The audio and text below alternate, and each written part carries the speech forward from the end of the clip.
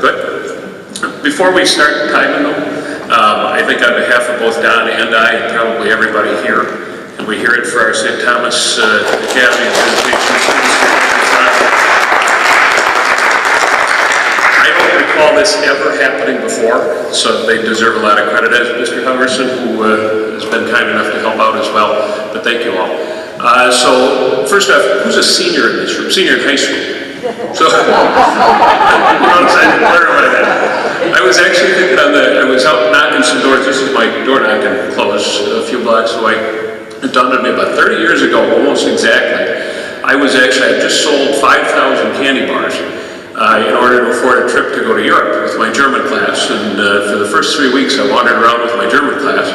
Then the last 3 weeks, the plan was that I was going to bicycle from Munich to Paris, which on the map is only about yay far.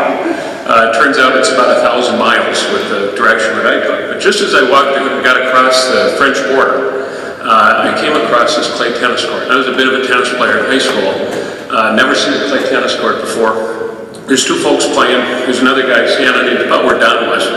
And we tried conversing. It turns out he spoke just French. I spoke just English. But the two of us spoke a little bit of German. And so we're trying to converse back and forth in German, and I was, frankly, bragging a little bit. I was telling him that in the fall, I was actually going to go to the University of St. Thomas, then the College of St. Thomas, and play tennis there. And that we were the #2 college tennis team in Division III in the United States. Well, that's what I said. What he heard was that I was actually the #2 college tennis player in all of America, which wouldn't have been so bad, but it just so happened that the #2 amateur tennis player in all of France was just down the road, and he was in town. So they set up a match for the two of us to play that evening.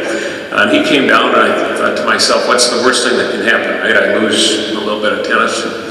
So I get there, and there's bleachers that have been brought in, about the size of this and the size of this. There's 600 people there to watch us play tennis. And I actually won the first game and then proceeded to lose the next 12 games in a row as they're waving flags and cheering. And it was, I tell that story though because I then spent the next 3 days in that town, kind of in an unplanned fashion, getting to know a lot of people, finding out about learning some French, learning French culture a little bit. Had just a great time.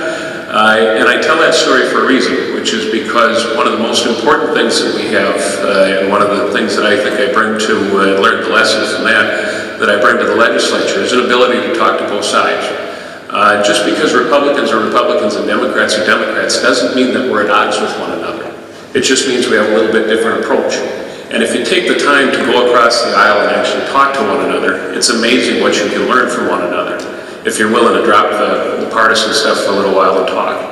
And just like what I experienced when I was in France, I have, as a result of simply listening to both sides, managed to pass more bipartisan legislation in the last 6 years than any other state representative. Not on just ridiculous stuff, but on important things.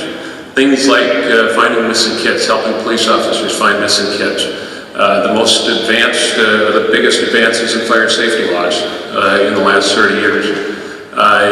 Job creation, tax cuts with respect to unemployment insurance. And the reason I've been able to do that is because frankly, I've just gotten out of my chair, walked across to the other side, learned from each other, and it's amazing what you can do when you're willing to talk to one another and get things done. As a result of doing that, in the last 12 months, the Minnesota police officers have named me their legislator of the year. Minnesota firefighters named me their legislator of the year. Minnesota nurses named me their legislator of the year, and so did the American Cancer Society, Minnesota chapter. It's the first time in state history that anybody did that. I tell you that not to brag about myself, but to tell you what you can accomplish when you're willing to listen to one another. My main goal here today, and thank you again to the St. Thomas and Visitation students for putting this on, is to hear from my friend Don, who've done some things together. We did a food drive together a few months ago.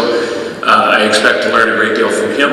I'd also like to take some time afterwards and listen to you. Even regardless of who you're voting for, we're not enemies with one another. The aim here is we're all Minnesotans. In fact, I realized I had on my Minnesota shirt today. But it's amazing what we can do when we work together. And with that, I'll reserve a little bit of time. I'll give it perhaps to my friend Don and turn it over to Ms. Lee.